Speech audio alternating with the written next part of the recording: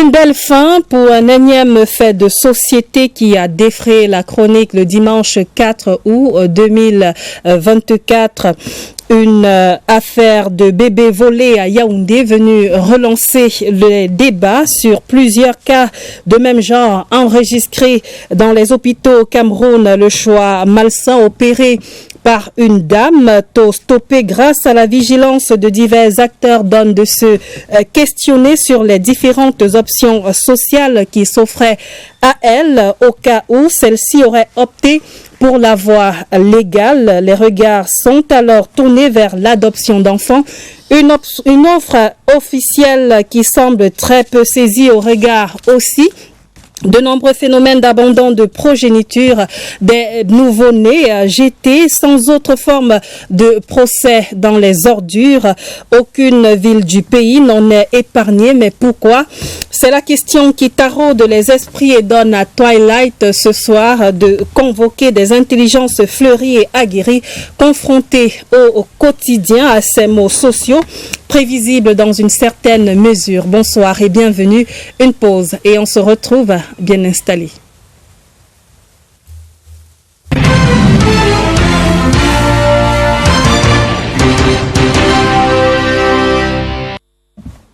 Sur la table du débat de Twilight en présentiel ce lundi, Jérémy Herman Aboui, responsable du foyer école des enfants aveugles, malvoyants et abandonnés de Batalonkak à Yaoundé. Bonsoir et bienvenue. Bonsoir. À vos côtés, maître Crépin Jodonga, vous êtes notamment maître, avocat au barreau du Cameroun et du Nigeria. Bonsoir et bienvenue. Bonsoir madame, merci pour l'invitation. Je signale aussi que vous êtes membre de la commission des droits de l'homme du barreau du Cameroun. Et puis sur la table du débat, Aladdin Thiam, sociologue. Bonsoir et bienvenue. Bonsoir madame, bonsoir à tous et bonsoir à ceux qui nous regardent. À vos côtés, last but not the least, une dame, Martine Yolande Tienou. Elle est infirmière diplômée d'État, principale majeure du service gynécologie pédiatrie de l'hôpital général de Yaoundé. Bonsoir madame, bienvenue. Bonsoir madame, bonsoir chers tous. Merci de m'avoir invité. Le plaisir est partagé, infirmière. Madame, je signale que vous cumulez notamment 27 ans de carrière professionnelle. C'est bien ça. C'est à saluer. Bravo. Merci beaucoup. Alors, place au débat à présent. Adoption d'enfants, autopsie d'une option pédiatrique, d'une option palliative de maux sociaux. C'est bien ça le thème sur la table de Twilight ce soir. Je vous propose tout d'abord, pour vous mettre dans le bain du sujet, de prendre ce reportage de Christelle Mba-Esso qui nous raconte cette fin heureuse de bébés retrouvés à Yaoundé. Après 3 jours passés au pavillon de néonatologie à la Fondation Mère et Enfants Chantal Biya, bébé Ndifo se porte très bien. Elle s'alimente normalement et dort paisiblement. Le bébé se porte à merveille. Ce matin, la maman nous ramène la CRP qui est totalement négative. Elle est assurée avec le service social du Centre Mère et Enfants, la Fondation Chantal Biya. La mère, quant à elle, est toujours sous le choc. Tenir son petit bout de chou en main lui procure une joie immense, surtout de l'avoir à ses côtés. Le bonheur et l'exaltation envahissent Dame Ndifo. J'aimerais aussi remercier tous ceux qui, de près ou de loin, par les prières, nous ont soutenus dans cette douloureuse épreuve. Je remercie également la Fondation Chantal Biya de nous avoir accueillis afin que le bébé reprenne tout son état. N'eût été la vigilance et l'expérience du personnel de santé Santa Melania de Nkolo 3 Pankwabang, l'on n'aurait peut-être pas retrouvé le nouveau-né. C'est lorsque j'ai vu la publication sur Facebook que j'ai vu la ressemblance identique comme 2 gouttes d'eau que j'ai su que c'était l'enfant voulu. J'ai envoyé dans notre groupe de service. C'est où ma patronne m'a appelé directement, elle m'a dit, est-ce que tu es sûr, est-ce que tu es en train de dire? J'ai dit que je suis sûr. Comme on avait le contact, j'ai demandé à ma patronne que c'est mieux d'appeler ma collègue, puisque c'est elle qui s'occupe des vaccinations. C'est ça qu'elle a appelé ma collègue. Elle a demandé à ma collègue de rappeler la dame et le monsieur pour leur dire que le vaccin qui était prévu le 13 est déjà disponible. Donc, quand ils sont arrivés, ils se sont assis. Après, ma patronne a créé un motif pour s'éloigner un peu l'enfant et avoir le temps de comparer l'enfant de la photo et l'enfant qui était devant nous.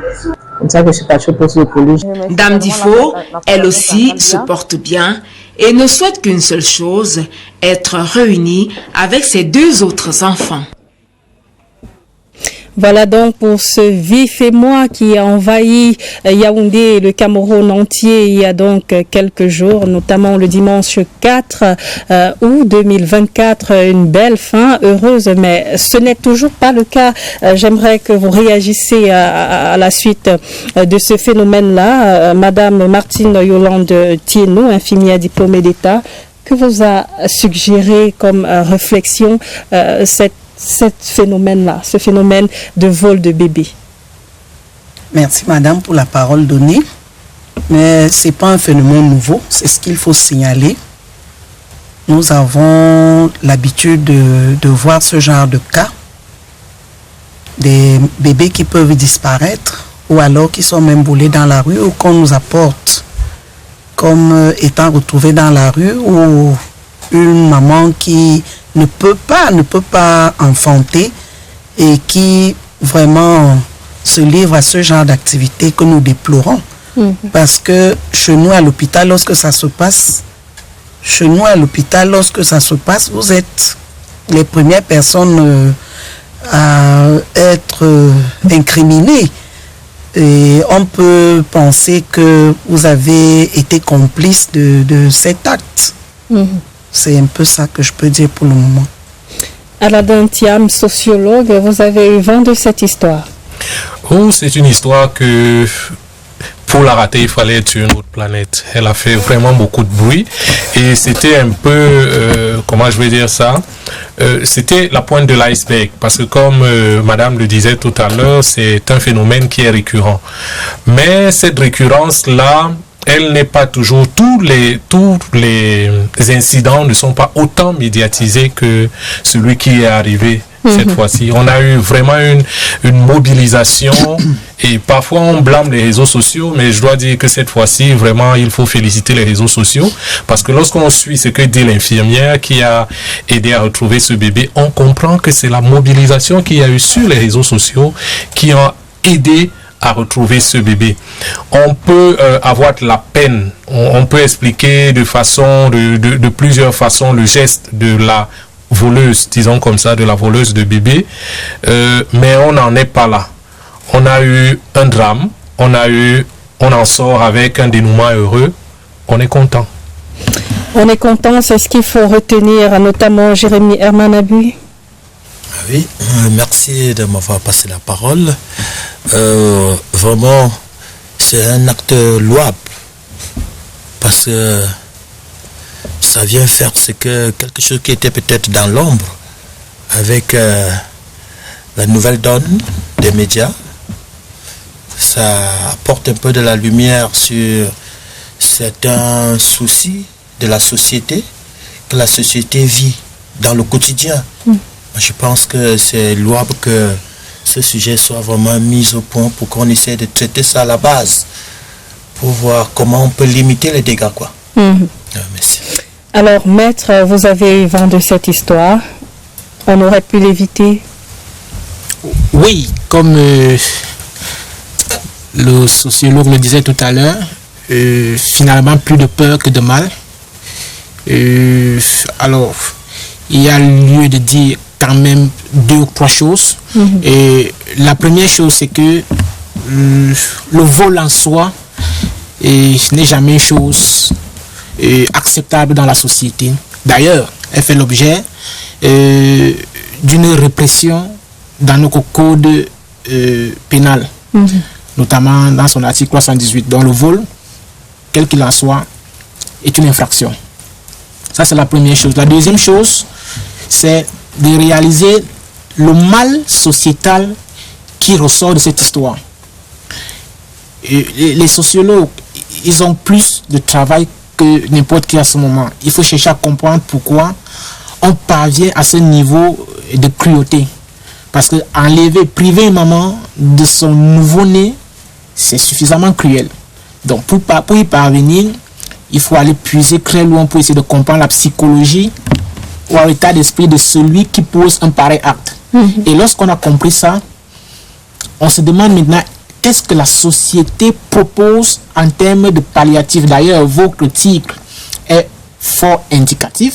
Il est fort intéressant à savoir si l'absence d'enfantement, entre parenthèses, est un mal. Qu'est-ce que la société ou alors le gouvernement, qu'est-ce que les institutions proposent pour régler, pour réparer ce mal? Vous voyez qu'on a donc posé ici les 3 dimensions que pouvaient ou alors que peuvent révéler ou revêtir le fait sociétal qui nous amène au débat de ce jour. Vous avez bien fait de poser la question du pourquoi. C'est ce qu'on va chercher à savoir, notamment auprès de vous, monsieur Aladin Thiam, sociologue. Pourquoi? Pourquoi le vol? Le vol, parce qu'il y a un manque. Si elle a volé ce bébé, c'est parce qu'elle est, on suppose, les enquêtes vont permettre de clarifier un peu mieux, mais on suppose que si elle a pris ce bébé et on voit dans quelles conditions le bébé va être repris, ça veut dire qu'on va retrouver le bébé dans une famille reconstruite parce qu'elle est avec son compagnon et avec le bébé. Ça veut dire qu'ils avaient construit une famille et sûrement ils étaient en désir d'enfant. Nous sommes dans les hypothèses, je mets entre parenthèses, parce que parfois on pense qu'il y a d'autres motifs de vol de bébé qui peuvent être des motifs spirituels ou bien, mais ce cas de figure n'a pas l'air d'être un vol pour accomplir un certain rituel. Sinon, elle n'aurait pas cherché à faire des vaccinations au bébé. Donc, si elle a cherché à faire de la vaccination au bébé, c'est parce que elle avait un projet de vie avec ce bébé. C'est parce qu'elle manquait quelque chose. Et comme la plupart des transgresseurs, des voleurs, elle a vu cette chose-là ailleurs et elle a pensé qu'elle pouvait se l'approprier des façons que nous jugeons aujourd'hui répréhensibles. Donc, on pense qu'elle avait un désir d'enfant. Peut-être que c'était un problème pour ce couple-là. Et puis, il fallait combler ça. Elle a trouvé des moyens que aujourd'hui, que nous n'allons pas justifier. Hein. On décrit juste ce qu'elle a fait. On se dit, si elle a pris ce bébé, c'est parce qu'il manquait un bébé dans son foyer. Le phénomène est notamment accolé à d'autres phénomènes, ceux de jet de bébés, des bébés jetés dans la poubelle, jetés dans les ordures. Oui. Que ce soit les bébés jetés dans les ordures, que ce soit les bébés volés, ça traduit une chose, ça traduit la difficulté que les citoyens ont de s'approcher de l'administration. Notamment, mon frère de l'orphelinat nous parlera tout à l'heure, parce qu'il y a des processus pour abandonner ses droits sur un bébé. Il y a des processus aussi pour pouvoir demander à avoir un bébé en placement administratif qui deviendra plus tard l'adoption. Il y a ces processus, ça existe. Mais dans notre société, il y a une très grande distance et je pense qu'il faut qu'on essaie de voir pourquoi essayer de reconstruire, de mettre le pont entre l'administration et les citoyens. La plupart des citoyens, pour la moindre démarche, qui parfois sont des démarches anodines, tout le monde a peur. On a peur d'entrer dans un bureau, on a peur. Donc on a cet esprit-là qui nous vient peut-être de l'époque coloniale, où il y avait une administration qui était écrasante, parce que l'administration coloniale était en fait une administration qui était faite pour une administration d'exploitation. Elle était faite et elle utilisait les hommes, les personnes, les indigènes, comme ils l'appelaient, pour pouvoir être la main-d'œuvre convenable à souhait pour extraire les ressources et les richesses qu'il y avait. Et je pense que notre génération aujourd'hui, quelques années après les indépendances que je mets entre guillemets, notre génération n'est pas encore complètement détachée de cette mentalité-là, de la mentalité de ce rapport empreint de peur et de retenue qu'il y a entre le citoyen qui aujourd'hui dans notre pays ne se reconnaît pas encore toujours pleinement comme citoyen et l'administration qui offre des possibilités à ce citoyen-là pour régler certaines situations. Vous avez envie d'abandonner votre bébé, vous n'avez pas besoin de le jeter dans la rue. Il y a des processus qui permettent de recevoir ce bébé sous anonymat. Mais combien de personnes vont dans ces processus? Et parfois, les gens vont vous dire ils ne le savent pas. Mais en réalité, c'est pas qu'ils ne le savent pas, c'est qu'ils n'ont pas pris la peine de demander l'information. Et s'ils ne demandent pas l'information, c'est parce qu'il y a toujours cette petite crainte du ngomna, comme on disait avant. Donc cette histoire de Ngomna qui tout vient de l'époque coloniale, elle continue de déteindre sur les mentalités et les pratiques de notre époque. Martine Yolande Thienot, infirmière diplômée d'État, principale major du service gynécologie et pédiatrie de l'hôpital général de Yaoundé.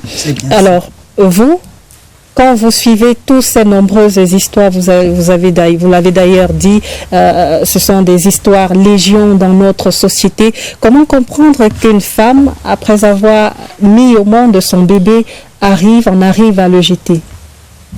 Merci pour la parole donnée. Moi, je pense que c'est déjà d'abord que le désir n'y était pas. C'est aussi pour comprendre le phénomène de société peut-être. Mais lorsqu'un bébé est désiré, on l'accouche et on le porte, on le chouchoute et puis on lui donne l'éducation qu'il faut pour que plus tard il devienne un homme qu'on offre à la société. Mais lorsque le désir n'a pas été, ou alors le désir peut même être là, mais on peut être buté à certains problèmes. Peut-être le partenaire avec qui vous êtes mis pour faire cet enfant vous a abandonné à un moment donné, ou vous vous retrouvez peut-être sans moyens, je mets sans moyens entre guillemets, et cela peut vous pousser à commettre une bêtise. Mais parfois on voit que la personne se ressaisit à un moment donné, même après avoir abandonné l'enfant à la poubelle, et la personne revient un peu à Mais la poubelle, ce n'est pas un endroit pour laisser un bébé. C'est vrai, en plus, c'est peut-être aussi la haine qu'on nourrit contre ce papa qui a volé dans la nature, qui est parti sans crier gare. Quand on se retrouve dans les problèmes et la société aussi qui vous regarde d'une certaine manière. Voilà une mère, elle va bientôt accoucher, où est le père? Le père n'est pas là. Et la pression commence au niveau de la famille. Parce que la première, dès que la fille conçoit, qu'est-ce que les parents font? Qu'est-ce que l'entourage fait? Qui est l'auteur de la grossesse? Parfois, les filles sont dans l'embarras. Elles n'arrivent même pas à présenter l'auteur de la grossesse parce que peut-être il y a eu une menace de ce côté-là. Il dit, dès que tu prononces mon nom, je vais t'abattre, je vais te tuer. Tu ne vas pas mettre au monde cet enfant.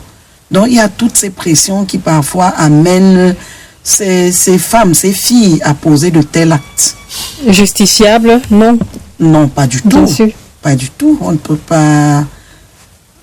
peut pas dire que c'est des actes qu'il faut justifier parce que il y en a qui font tout et tout pour pouvoir entrer même, pouvoir être en grossesse, mais qui n'arrivent pas. Mais lorsque c'est arrivé, moi je pense qu'il faut assumer ses responsabilités. Alors, Jérémy Herman Abui, vous êtes le responsable du foyer École des enfants aveugles, malvoyants et abandonnés de Batalancac ici à Yaoundé. D'où vous viennent les enfants que vous avez dans votre centre? Est-ce qu'ils sont laissés par leurs parents qui déclinent leurs droits? Je remercie déjà l'opportunité que vous me donnez à travers la CRTV. C'est un gros fléau qui menace notre pays parce que il est anodin de voir un enfant qui naît et qui a ses deux parents et que cet enfant se retrouve dans un milieu où il n'a pas demandé d'arriver là. Alors que cet enfant est censé recevoir l'éducation de ses deux parents, l'amour que ses parents ont le devoir de donner à cet enfant. Mais vous allez vous retrouver que cet enfant peut-être n'est pas la bienvenue dans un couple ou alors dans une relation, je peux dire ça, comme on dit les enfants, accidentés, dont les partenaires ne se sont pas préparés moralement, financièrement, sur tous les plans, pour que cet enfant puisse être la bienvenue.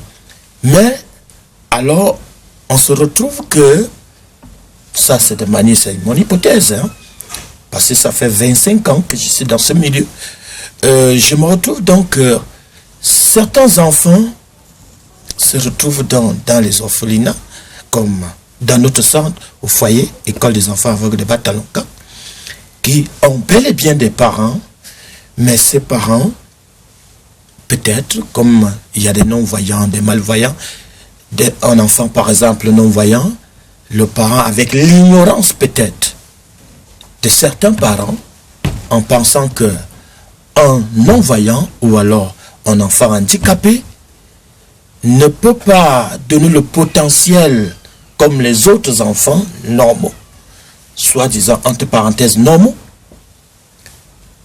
Alors, il se retrouve égaré dans un centre comme le nôtre, où le papa va vivre sa vie normalement, sans souci, la maman va faire sa vie normalement, sans souci que voilà, et j'ai un enfant dans un centre qui a besoin de l'affection paternelle, des moyens pour que lui aussi puisse avoir peut-être une place dans la société de demain, pour impacter notre société positivement, mais avec tous les hauts et les bas que ce genre d'enfant traverse, ce n'est pas facile. Et c'est pour ça que je me souviens en 2013 où nous avons reçu un enfant, à peine 2 à 3 mois, abandonné dans notre centre par une jeune fille. Mais lorsque nous avons vu, parce que ce jour-là, je me souviens, nous étions au monastère Montfébé, où nous sommes partis le monastère Montfébé était en train de fêter ses 50 ans. Le centre a été invité. Donc, la responsable du centre, qui était Mama Edwige Mbazo Atarna, qui a créé son association, nous étions invités là-bas. Mais, lorsque nous sommes rentrés, nous avons trouvé un beau bébé couché au salon du centre, en demandant à la maman que nous avons laissée à la maison, parce que c'est une maison qui ne peut pas être fermée. Et nous dit, il y a une jeune fille qui est arrivée là, avec un nouveau bébé, en voulant rencontrer Mama Edwige Mbazo Atarna. Alors, le fait que l'enfant dormait, et nous avons passé un peu du temps là-bas. Et quand nous sommes rentrés, cette jeune fille, semblerait qu'elle a dit à la maman qui était à la maison qu'elle va faire coucher le bébé en attendant d'aller chercher les paracétamol. Elle a laissé l'enfant jusqu'à présent. Mais lorsque nous sommes rentrés en voyant l'aspect physique de cet enfant, on s'est rendu compte qu'en fait, cet enfant avait des problèmes. Alors, nous sommes partis à l'hôpital militaire, en sachant que peut-être nous pouvons en savoir plus sur cet enfant. L'hôpital militaire nous a renvoyés à l'hôpital gynéco. Et arrivé à l'hôpital gynéco, on a demandé le scanner avec beaucoup d'examens que la responsable du centre, Mama Edwige Mbazo Atarna, avait supporté les charges. Mais à la fin, on s'est rendu compte que l'enfant avait l'épilepsie cérébrale. Et c'est pour ça qu'on se rend compte qu'en fait, cette jeune fille, ça peut être un problème de moyens qui a fait à ce qu'elle puisse abandonner cet enfant jusqu'à présent. Que cet enfant est pris en charge par le centre. Et il est sur traitement sur Bimalari l'enfant, Zimadieu, Largatil, Goud. Alors, et tout ça. Est-ce que c'est le cas des autres enfants que vous accueillez dans votre foyer? Est-ce que les parents viennent les déposer tout simplement? Il y en a plusieurs. Il y a certains parents qui viennent avec des enfants en disant, ok, cet enfant, j'ai une situation sociale qui n'est pas stable, j'ai tel souci, la maman a fui, le papa a fui, alors j'ai des soucis financiers qui vraiment, je ne sais pas quoi faire avec cet enfant, et arrive comme ça, dit ok, je vais accompagner, on va t'aider à accompagner cet enfant pour que lui aussi, mais après, il prend la clé des champs, il ne vient plus, et l'enfant reste entièrement, totalement indépendant par le sang. Alors, Maître Crépin Jodo Unga, face à ces situations, il y a un instant, le sociologue Aladin Thiam relevait le fait qu'il y ait une distance entre l'administration et les administrés concernant cette histoire-là, ce rapprochement qu'on souhaiterait auprès des institutions. Vous pensez que c'est le cas? C'est ce qui empêche notamment les populations d'aller vers les centres?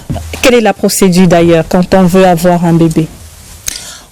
Oui, je répondrai gentiment à vos questions, mais permettez que je puisse dire un petit mot en ce qui concerne le phénomène d'abandon d'enfants en lui-même. Je voudrais dire simplement deux choses. La première, c'est que on a un cadre légal, fût-il international, mais le Cameroun en a ratifié. Il s'agit de la Convention internationale des droits de l'enfant. Alors, l'enfant est une entité protégeable.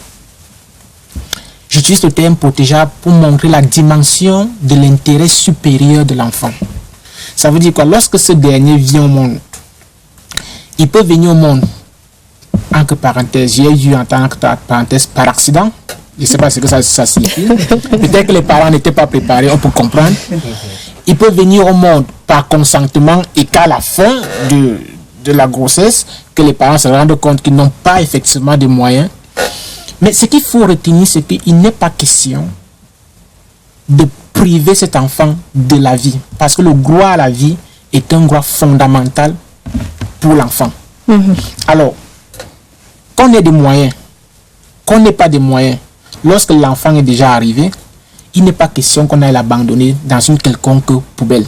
C'est un phénomène qui me rappelle des situations il y a peut-être 10 ans aujourd'hui,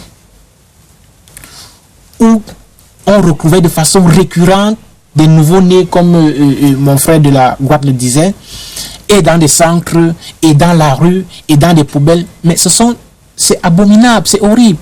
C'est simplement de l'atteinte à la vie de l'enfant. Parce que quand vous abandonnez un enfant dans une poubelle, vous ne pouvez pas me faire comprendre que c'est pour le bien de cet enfant. Non, vous voulez simplement vous débarrasser, le tuer. On a vu des enfants de 1 jour abandonner les poubelles. Donc, nous pensons que c'est un phénomène qu'il faut décrier avec la dernière énergie et faire comprendre aux parents qu'on doit être responsable.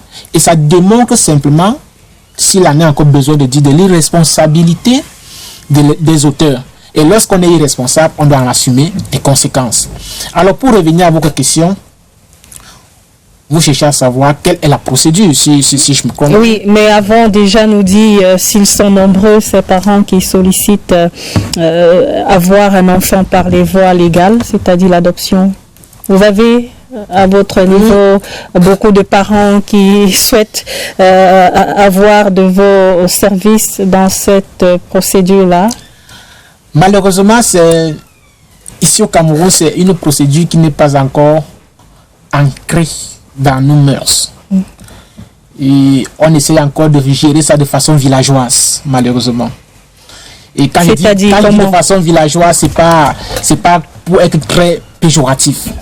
C'est juste pour comprendre que les gens n'ont pas encore intégré le fait qu'on peut officiellement être parent par un biais autre que le biais naturel. D'ailleurs, pour comprendre cela, il faut déjà aller et comprendre ce que c'est que l'adoption. C'est quoi l'adoption? Alors, je saisis dans l'occasion que vous me donnez la CRTV de dire simplement que l'adoption est ce processus qui crée un lien filial ou un lien de famille entre l'adopté, qui est généralement un enfant, qui peut avoir été abandonné, et le ou les adoptants qui sont des adultes, qui sont des parents.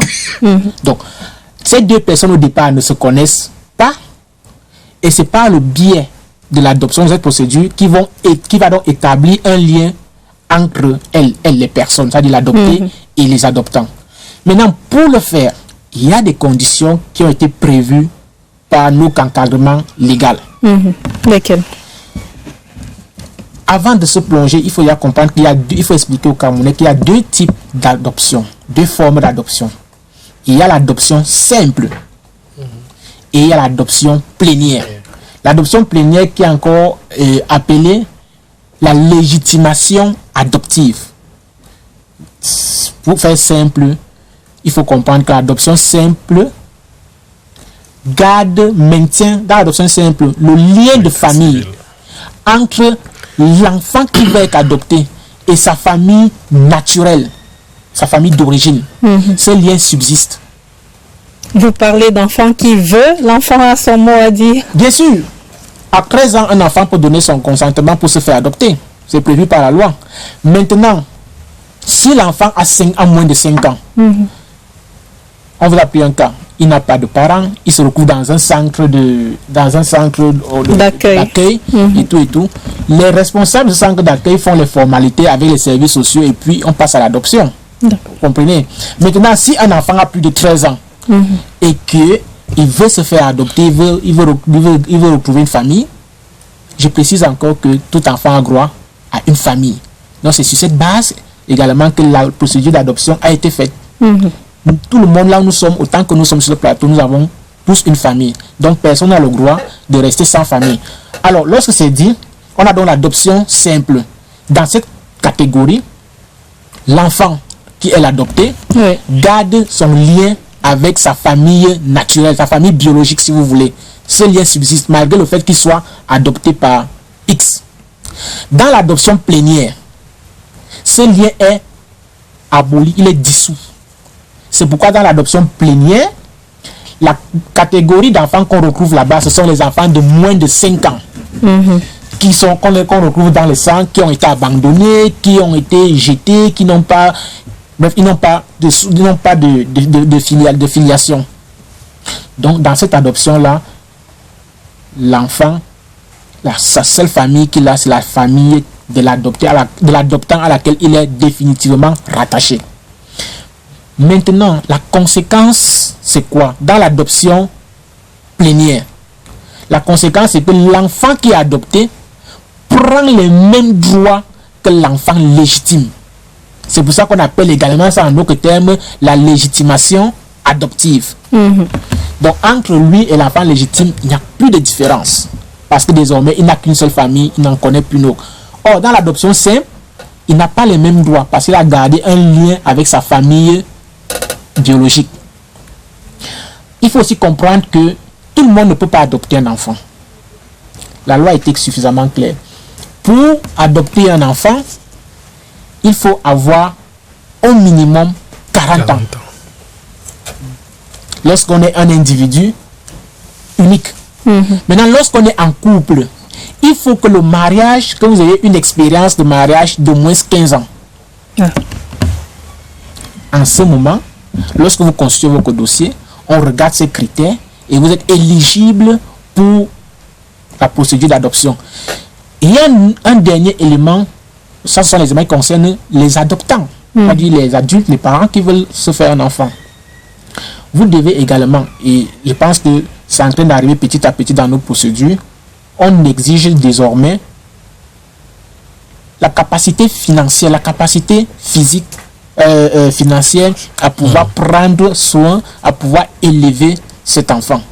Vous n'allez pas venir adopter un enfant pour aller le faire souffrir.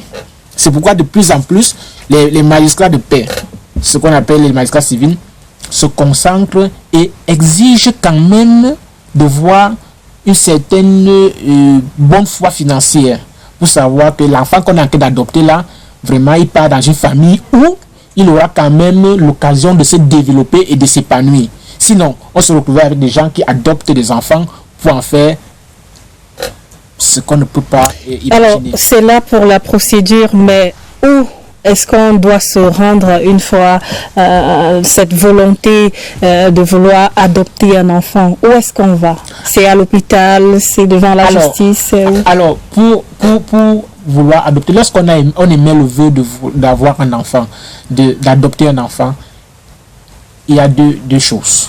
La première chose, vous ciblez un enfant, vous constituez un dossier, vous pouvez le déposer au MINAS, au ministère des Affaires sociales. Vous le déposez là-bas. Et je précise que le MINAS est l'entité ou l'institution qui est en rapport avec les centres d'accueil, les orphelinats, où on peut trouver a priori les enfants qui recherchent des familles. Utilisons cette expression. Ou pour trouver les enfants qui recherchent des familles. Parce qu'il faut-il le dire encore, et mon excellent frère à côté le disait si bien, les centres d'accueil ne sont pas là pour garder des gens ad vitam aeternam. Donc, ils se disent qu'ils sont là pour l'encadrement pendant un temps en espérant que, au fil du temps, quelqu'un viendra prendre un enfant pour l'intégrer dans une famille. Donc, ces centres d'accueil sont intégrés dans le fichier du MINAS. Et lorsque vous déposez votre dossier au MINAS, le MINAS va étudier, on vous trouve un enfant et maintenant on étudie votre cas. Ça, c'est la première chose. La deuxième chose, vous pouvez aller, si c'est un enfant de votre famille, par exemple, dans le cadre d'adoption simple. Je suis pas marié, j'ai pas eu d'enfant, peut-être que ma petite cousine, elle a un enfant, elle ne s'en sort pas, je veux donc adopter cet enfant. Je vais simplement, je me rends au niveau du tribunal, je contacte un avocat, on va en notaire et puis on fait le nécessaire. C'est dans ce cadre que l'enfant ne quitte pas le lien naturel avec sa famille. Bien qu'il va être adopté par moi, mais il reste en contact avec sa famille naturelle. Alors, voilà les deux dimensions qu'il faut observer. Jérémy Herman Abui, responsable du foyer école des enfants aveugles, malvoyants et abandonnés de Batalancac ici à Yaoundé. Je reviens à vous notamment pour vous demander si les parents qui ont déjà laissé ou abandonné les enfants chez vous sont revenus à un moment donné pour les chercher. Ok. Je remercie encore l'opportunité. La majorité, je voudrais d'abord dire dans le cadre général comment les enfants arrivent dans notre centre. Oui, nous avons la première procédure, c'est que les enfants proviennent d'abord des affaires sociales, ça veut dire des services sociaux, qui, lorsqu'un enfant s'égare, en attendant, si on a trouvé un enfant dans un commissariat ou quoi que ce soit, alors on oriente cet enfant dans un service social.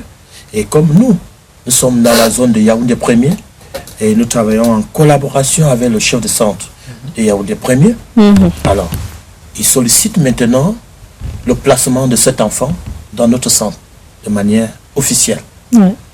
Ici, vraiment, il y a la place, parce qu'il peut aussi avoir que c'est saturé. Donc s'il y a la place, alors on donne l'OK pour qu'il y ait une place pour cet enfant en attendant de trouver sa souche familiale. Comme en 2019, j'ai fait le retour de 4 enfants en famille, parce que je peux retrouver l'avis de recherche avec la photo de l'enfant, le contact de la famille, et voilà comment... Ça, ce sont pour le cas des enfants qui se sont juste égarés. Alors, je prends le contact et j'appelle la famille, que l'enfant que je vois sur la photo là est encadré par le centre.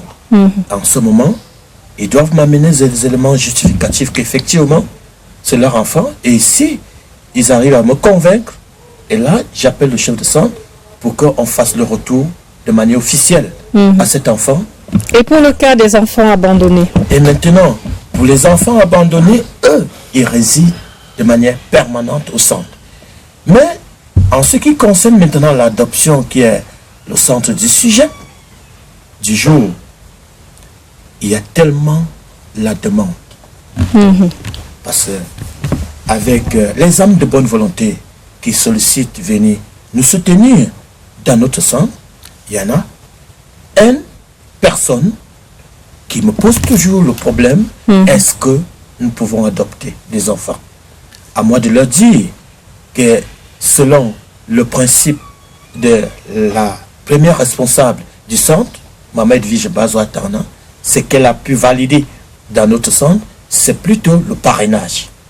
Donc l'enfant réside chez nous, mais vous pouvez choisir votre enfant, subvenir à ses besoins jusqu'à ce qu'il devienne majeur et que là, il peut maintenant vous côtoyer dans la famille. Mais maintenant, en ce cas d'adoption, la seule réponse que nous leur donnons souvent, c'est que aller au service social. Rencontrer, parce que nous ne connaissons pas l'état mental, l'état psychologique de la personne. Alors, il peut s'avérer qu'on peut prendre un certain nombre d'engagements et que à la fin, l'enfant se retrouve dans des situations compliquées. Nous ne pouvons pas élucider ici. Alors, Martine Yolande Tienno, infirmière diplômée d'État, principale majeure du service gynécologie et pédiatrie de l'hôpital général de Yaoundé. On a vu là, il y a des choix à faire. On peut adopter, placer son enfant à l'adoption. Mais pourquoi des parents choisissent de l'abandonner, de le concevoir? C'est dit qu'ils ne savent pas, ou alors ces dames-là ne savent pas comment faire pour ne pas avoir un enfant. Il y a des possibilités de ne pas désirer tomber enceinte, de ne pas arriver à ce stade-là. Bien sûr, merci pour la parole donnée. Il y a des possibilités en passant par le planning familial. Le planning familial qui existe dans toutes les formations sanitaires et qui sont très peu fréquentées d'ailleurs parce que il y a des préjugés. Au quartier, on dit que non, ces méthodes-là font prendre du poids. Après, le retour à la fécondité est compliqué. Et puis, vous ne pourrez plus faire d'enfants par la suite. Et donc, ces centres-là, ces services sont très mal. Ils ne sont même pas d'ailleurs fréquentés comme ça se doit. Mais la vérité, c'est laquelle? La vérité, c'est que, comme je suis en train de dire, c'est pas fréquenté. Comme on le souhaite. Parce que effectivement, on peut mettre une grossesse en route lorsqu'on le désire. Mais ces moyens de contraception qui sont accusés là, est-ce qu'ils ont des effets secondaires? Je dirais que je ne vais pas appeler ça des effets secondaires. Mais même si c'est le paracétamol que vous prenez, quelqu'un va prendre un seul comprimé, ça lui fait une allergie que vous ne pouvez pas imaginer. L'autre en prendra 4, 5. Parce que parfois, nous voyons des gens qui arrivent à l'hôpital. J'ai pris paracétamol, j'ai pris Doliprane, j'ai pris Efferalgan, j'ai pris, alors que c'est la même molécule. Mais ils n'ont rien, ils sont tranquilles. C'est la même chose avec ces contraceptifs. Mais qu'est-ce qui est conseillé à ceux qui désirent et ceux qui fréquentent les formations sanitaires? C'est un choix éclairé. C'est-à-dire, on vous présente les méthodes contraceptives parce que vous êtes venu solliciter le service. On vous présente les méthodes contraceptives. Et maintenant, c'est vous qui portez le choix sur une méthode contraceptive qui, entre guillemets, vous sied. Et vous avez ample explication par rapport à la méthode que vous avez choisie. Je prends par exemple les implants. Avant, ça s'appelait Norplan. Aujourd'hui, on peut appeler Jadel en fonction du nombre de pièces qu'on vous place au niveau de votre bras. Lorsque vous avez choisi cette méthode, le prestataire vous présente ce que vous avez comme avantage, ce que vous pourrez vivre après avoir commencé cette méthode. Qu'est-ce que vous allez voir? Et lorsque vous avez vu, revenez au centre. Mais beaucoup ne reviennent pas au centre. Je prends le cas du saignement.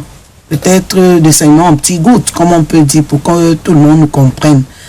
Elle va voir la voisine. Oh, depuis qu'on m'a mis les implants, je n'arrive pas, je ne vois pas mes règles, ou alors je saignote un peu. La voisine dit, ah, moi, si tu m'avais même demandé mon avis, je n'allais jamais te conseiller de commencer la méthode. Ou au lieu de revenir au centre, à la formation sanitaire. Parce que c'est justement à la formation sanitaire que cet effet secondaire va être géré pour que vous portiez votre méthode sans problème. Mais ce n'est pas ça que nous voyons sur le terrain. Alors, Aladin Thiam, sociologue, on est là dans un contexte de service, vous le disiez, d'une distance entre l'administration et les administrés en ce qui concerne l'adoption et mettre le relevé, c'est leur service ou alors les services dédiés à l'adoption au Cameroun sont très peu fréquentés. Pourquoi? Est-ce que l'adoption est considérée, est encore un mythe au Cameroun? Bon, l'image sociale qu'on se fait de l'adoption, je veux le dire dans la forme que l'État a prévue, n'est pas très bonne. Parce que dans notre société, la circulation d'enfants a toujours existé. Les formes d'adoption ont existé dans nos sociétés traditionnelles et même dans les types de sociétés qu'on avait juste, même avant la colonisation, il y a eu des circulations d'enfants. Il y avait des circulations d'enfants pour plusieurs raisons. Il y avait des circulations d'enfants qui étaient faites pour reconstruire les liens familiaux. Plusieurs personnes ici ont grandi dans des familles où un frère a été envoyé chez tel oncle, mais ce n'est pas, comment je vais dire ça, c'est pas une forme d'adoption vraiment, mais ça prenait quand même ça prend presque les mêmes contours. Donc j'envoie un enfant chez vous et puis je prends l'enfant plutôt de l'autre. Ça veut dire qu'en réalité, ce n'est pas une question de difficultés financières, mais c'est une nécessité de brassage familial. Ça, c'était déjà une forme qui existait. On avait beaucoup d'autres formes qui existaient pour les femmes, peut-être, soit qui étaient allées en mariage, dont le mari était décédé tôt et qui n'avait pas pu faire d'enfant. On pouvait lui donner un enfant. Donc, ça veut dire, dès que l'enfant était sevré, on lui donnait, on lui offrait cet enfant et on l'abandonnait. Ça veut dire que traditionnellement, administrativement, celle qui avait confié l'enfant abandonnait l'enfant. Je vous propose de poursuivre dans quelques instants seulement. Il est 19h et c'est l'heure du journal sur CRTV News. Mesdames, Messieurs, Twilight vous revient juste après. À tout de suite. D'accord.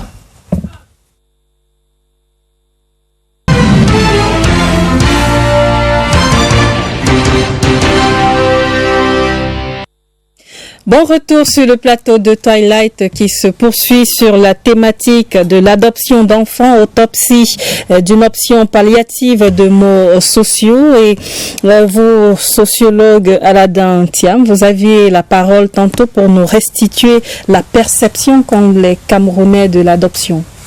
Oui, je disais que l'adoption va mettre en place une filiation que l'on juge artificielle.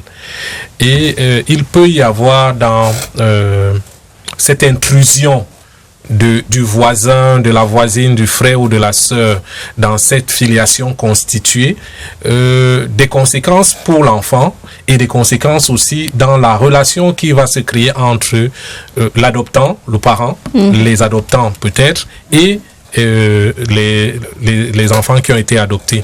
On rappellera sûrement un de ces jours à l'enfant que en réalité tu n'es pas le père, tu n'es pas le fils de ce monsieur, tu n'es pas la fille de ce monsieur, en réalité tu as été adopté.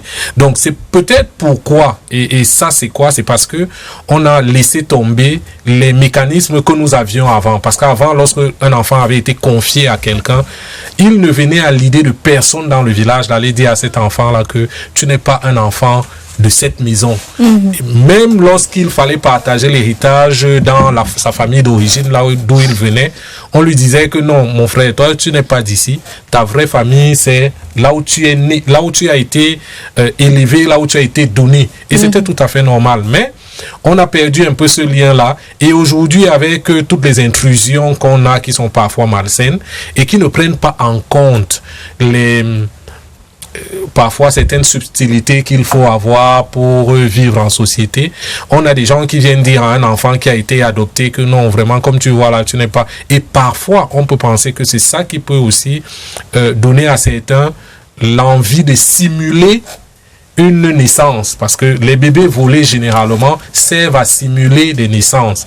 Je vole un bébé tout petit, peut-être que j'ai dit à mon mari, peut-être qu'on a dit à la famille que j'avais une grossesse et tout, et que maintenant j'ai accouché. Là, on va créer un lien de filiation qui est naturel. Et on se dit, dans ce lien de filiation naturelle, on n'est pas dans l'imposture, parce que souvent, ceux qui ont adopté, ils ont de la peine à imposer comme tout à fait légitime la relation qu'ils ont établie avec l'adopté. Donc, c'est souvent ça qui peut justifier, dans une certaine mesure. On aura le temps sûrement de revenir sur qu'est-ce qu'on peut faire, parce que je voulais embrayer là-dessus. Allez-y. Oui, je voulais dire que pour éviter ce genre de choses, on sait, et l'infirmière ne me démentirait pas, qu'il est important que l'État mette en place les mécanismes qui permettent à toutes les femmes pour le maximum, de pouvoir avoir accès de façon naturelle à la procréation. Les mécanismes qui conduisent à la procréation médicalement assistée coûtent excessivement cher au Cameroun. Excessivement. J'en connais qui s'y sont ruinés carrément et qui parfois n'ont pas obtenu. Pourquoi est-ce qu'on ne peut pas prendre en charge ça comme on prend en charge la dialyse, en comprenant que c'est une nécessité vraiment vitale pour les familles, c'est une nécessité vitale pour les individus de pouvoir parvenir à la procréation naturelle et de pouvoir mettre les moyens qu'il faut pour que le coût d'accès à ces services-là soit vraiment à la portée de tout le monde.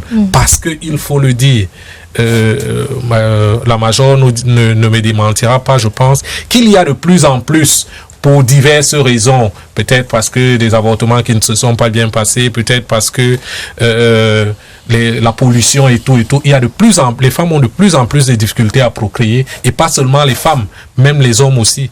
Donc, comment est-ce que l'État met en place les mécanismes qui permettent à tout le monde d'avoir accès de manière naturelle à la procréation? Étant entendu que l'avortement est proscrit par la loi maître. Absolument. Alors, quand l'avortement est donc proscrit par la loi, on revient à l'avortement, on revient à l'adoption notamment, et cette volonté d'avoir un enfant. Si c'est pas possible par la méthode naturelle, comment est-ce qu'on ne peut pas? C'est l'option qui nous reste. Pourquoi est-ce qu'on ne peut pas aller vers cette option-là? Généralement, et il faut aussi dire quelque chose, il faut qu'on sorte d'une hypocrisie. Plusieurs femmes qui ont des difficultés d'enfantement aujourd'hui, ce sont les séquelles d'avortement mal pratiquées. Donc, l'avortement est une réalité dans notre société. On doit pouvoir aller au-delà de nos considérations religieuses et morales et tout, et se poser la question de l'acte médical.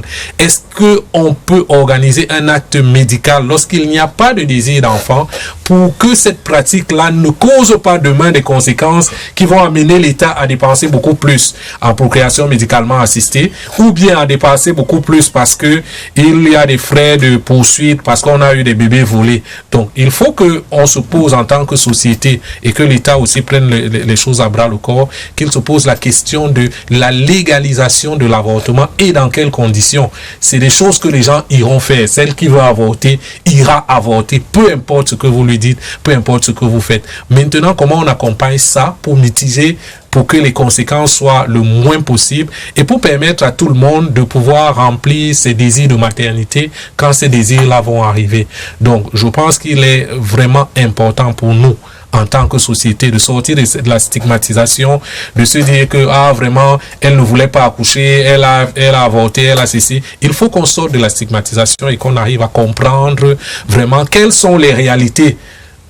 Parfois, on ne peut pas le justifier, mais il y a des réalités, les gens ont des raisons qui leur sont propres, et que l'on doit accepter pour ne pas avoir de désir d'enfant à un moment. Comment on s'organise pour qu'à un autre moment, elle puisse pouvoir accéder au désir d'enfant. La vie, c'est un choix, maître. Absolument. Et j'aime à dire, nul ne peut malheureusement se prévaloir de sa propre turpitude. Pour dire quoi? Lorsqu'on a fait le choix de se mettre avec un homme, lorsqu'on a fait le choix d'entretenir des rapports non protégés, lorsqu'on a fait le choix, je ne sais pas trop, de garder une grossesse, la conséquence est qu'on doit accepter maintenant l'obligation de vivre avec cet enfant.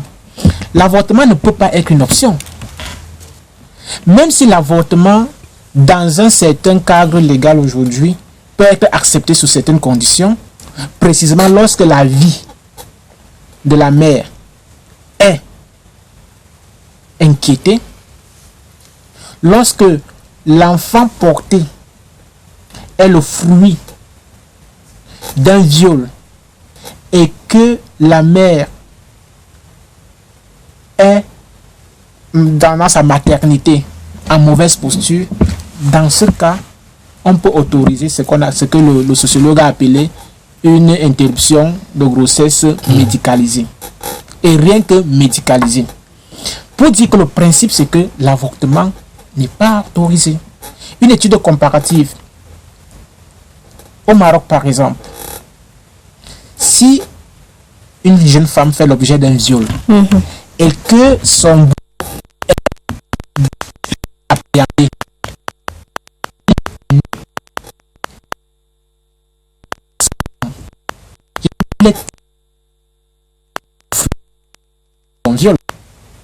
Il n'est pas question de se débiner et puis de dire non, voilà, il vit avec cette dame.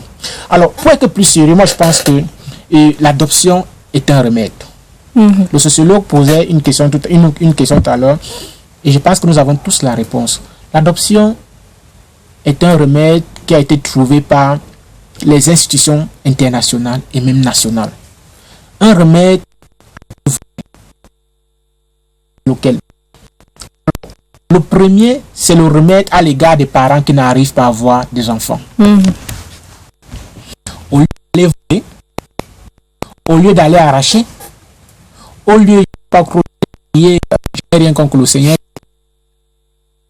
vous vous rendez simplement au ministère de l'avocat, vous avez les sancles, vous faites vos demandes.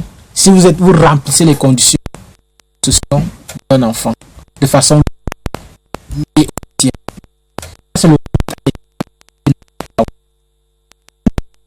parce qu'il y a deux pendants, ceux qui n'arrivent pas ou ceux qui ne veulent pas.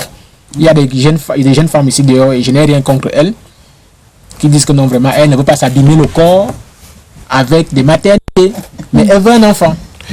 Alors ça c'est à l'égard des parents. Maintenant, l'autre solution c'est à l'égard des enfants. Je vous indiquais au début de l'émission que la CIDE, Convention internationale des droits de l'enfant, a 4 principes fondamentaux, parmi lesquels le droit à la vie, le droit à la survie de l'enfant. Ça veut dire que quel qu'il soit, quand un enfant est né, il doit vivre. Quand vous avez un enfant dans votre ventre, j'ai beaucoup de respect pour les mamans qui portent des enfants, cet enfant doit venir au monde et il doit vivre. Alors, la solution aux enfants que j'ai indiqués, sur les enfants que j'ai indiqués ici, c'est pour ces enfants-là qui se retrouvent abandonnés alors qu'ils n'ont rien demandé, qui se retrouvent comme mon excellent frère de la Guadeloupe l'indiquait tout à l'heure, qui se retrouvent du jour au lendemain abandonnés dans la nature, en plein froid, et c'est pour X ou X raisons. Ces enfants ont le droit de retrouver des familles, même si ce ne sont pas leurs familles naturelles. Alors, ils n'iront pas, ces enfants, s'introduire dans des domiciles et dire désormais je suis votre enfant. Il y a donc des procédures comme l'adoption qui leur permettent de se faire adopter par les familles qui le désirent. Donc pour moi, l'adoption, nous devons le comprendre simplement, au vu de cela, est une solution à ces différents mots, lesquels l'absence de maternité, l'absence de lien familial. L'adoption vient régler ça d'une manière ou d'une autre. Alors, peut-être pour en sortir, que faut-il donc faire pour prévenir ou alors pour venir à bout de ces phénomènes de bébés volés, de bébés jetés? Jérémy Herman Aboui. Je pense que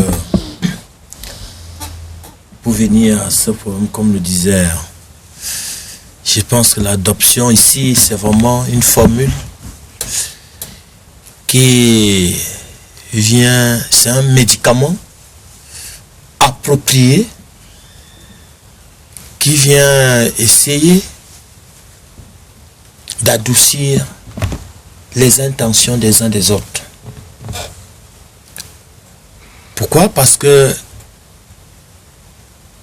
comme le disait mon collègue, l'enfant a droit à la vie, l'enfant a droit à l'éducation, l'enfant a droit. Et cet enfant, si il n'a pas donc cette opportunité d'avoir tout ça, il devient un problème pour la société. Et peut-être s'il y a que ces enfants que vous accueillez, notamment chez vous, ont des capacités. Ah oui, et effectivement, ces enfants que nous accueillons sont bourrés de potentiel, beaucoup de potentiel, mais que peut-être les parents ignorent les potentiels de leurs enfants. Mais que nous, dans notre sens, notre rôle, c'est de faire éclore ces génies qui résident dans ces enfants avec les aides des uns et des autres, qui viennent faire ce que ces enfants, qui peut-être leurs parents qui ne pensent pas à leur scolariser, leurs parents qui ne pensent pas peut-être à leur donner une éducation digne de ce nom, Et qu'un centre comme le nôtre donne maintenant une opportunité à ces enfants que il y a aussi des gens qui peuvent venir déposer quelques dons et qu'à travers ces dons-là, ces enfants peuvent avoir l'opportunité. Il y a quelques success stories avec ces enfants que vous encadrez. Il y a beaucoup des enfants vraiment qui, depuis que celle-là même qui a créé le centre, il y a pas mal d'enfants qui se sont en sortis. Le tout premier journaliste, nous sommes à la CRTV aujourd'hui, le tout premier journaliste non-voyant camerounais, Djoda Bouba, de regretter mémoire, est sorti du foyer école des enfants aveugles. C'était un non-voyant. C'est entendu. Martine Yolande Tchenou, un mot de fin pour en sortir. Vraiment, je voudrais appuyer ce que le voisin a dit. Donc, c'est un remède, je pense aussi. L'adoption. L'adoption est un remède, est un véritable remède. Parce que ça fait mal en tant que prestataire de soins qu'on m'apporte un bébé qu'on a ramassé à la poubelle. Ça fait mal. Vous vous mettez dans la place du parent. Vous vous mettez à la place du prestataire. Vous vous mettez à la place de cet enfant. Parce que c'est un être vivant qui a droit à la vie, comme le disait le juriste. Mais le retrouver dans la poubelle, c'est pas bien. Donc, l'adoption, comme on est en train de dire, si ce n'est pas un enfant que vous n'avez pas désiré, allez le déposer chez mon frère. Dans un foyer d'accueil. Dans un foyer d'accueil. Ou qui viennent adopter là et qui trouvent une famille. Aladin Thiam, pour en sortir en 30 secondes, votre mot de fin. Oui, je dis l'adoption, c'est sûrement une solution. Mais l'essentiel n'est pas dans la solution. L'essentiel, c'est un médicament, mais est-ce que nous sommes, en tant que société, prêts à avaler ce médicament? Ça veut dire que tout le monde veut avoir un bébé de façon naturelle. Et la meilleure façon d'avoir un bébé de façon naturelle, je suis en train de mettre entre guillemets, je suis en train de me mettre dans la tête des voleurs.